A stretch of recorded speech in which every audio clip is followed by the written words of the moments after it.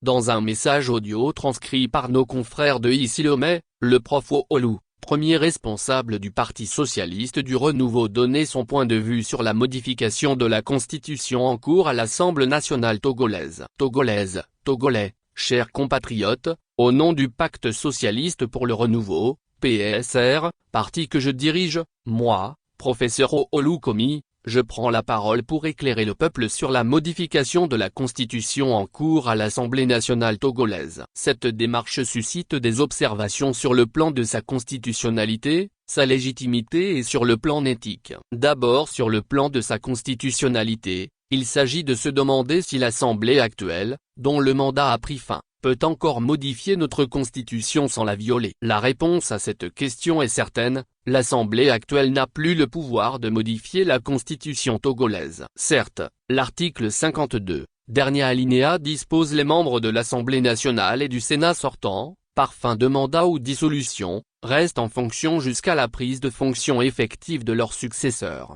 Il existe en droit un principe essentiel selon lequel la loi cesse là où cesse sa raison d'être. Chaque loi, chaque article, quel qu'il soit, a une raison d'être. Et c'est justement pour cette raison qu'il faut se demander quelle est la raison d'être de l'article 52, dernier alinéa. Il s'agit pour le constituant togolais de permettre, alors que le mandat des députés a pris fin, de répondre aux situations d'urgence. Pour que l'État puisse faire face aux situations d'urgence alors que le mandat des députés a pris fin, ou encore lorsque l'État est dans l'impossibilité d'organiser les élections alors que le mandat a pris fin.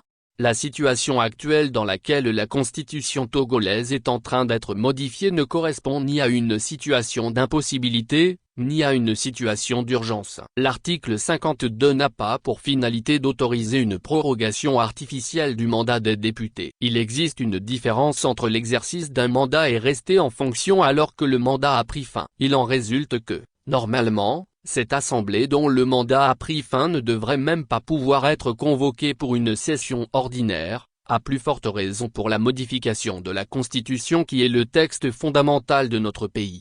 Peut-on imaginer un instant que l'Assemblée nationale, dissoute par exemple par le président de la République et que les députés après la dissolution du Parlement se mettent à modifier la Constitution alors que nous sommes dans l'attente des élections? Cela aurait constitué un scandale et nous sommes persuadés que le président de la République aussi ne pourrait admettre une telle situation.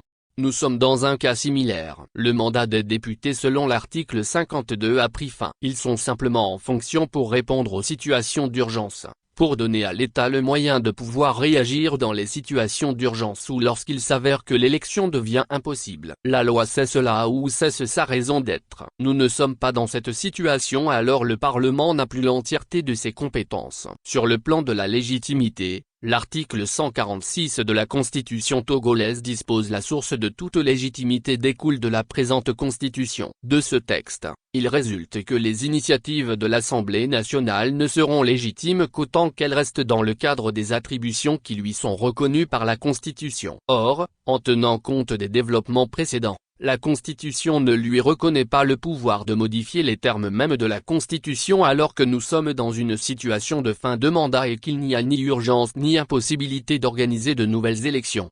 La précipitation dans laquelle se fait cette modification d'une dernière minute indique que l'Assemblée actuelle craint qu'après les élections qui s'annoncent, elle ne soit plus en mesure de procéder à une telle modification, ce qui suppose qu'elle est consciente elle-même de la situation d'illégitimité dans laquelle s'inscrit la modification en cours. Sur le plan éthique, est-il normal qu'une assemblée dont le mandat a pris fin se mette à modifier la Constitution sans enfreindre les règles morales ou les principes moraux qui doivent sous-tendre l'action publique? La politique sans éthique n'est qu'une aventure de destruction de la cité. Un auteur le disait clairement, de l'absence de l'éthique naît le chaos social. Nous invitons le président de la République à épargner le Togo d'un chaos social. Il est encore temps de faire marche arrière. Pour toutes ces raisons, le Pacte socialiste pour le renouveau condamne fermement la démarche en cours actuellement à l'Assemblée nationale. Il importe, s'il est nécessaire de modifier la Constitution togolaise, de le faire dans un esprit de consensus, après de réels débats, par une Assemblée qui suivra les règles conformes à notre Constitution. Modifier la Constitution dans une situation d'illégalité porte les germes d'un chaos social. Il y a encore beaucoup de choses à dire sur le contenu des modifications envisagées. sur le plan même de leur constitutionnalité. Mais nous aurons l'occasion d'en parler. Pour l'instant, sur le principe même de la modification, la démarche est de toute évidence contraire à l'esprit de la Constitution, notamment à l'esprit de l'article 52 dernier alinéa.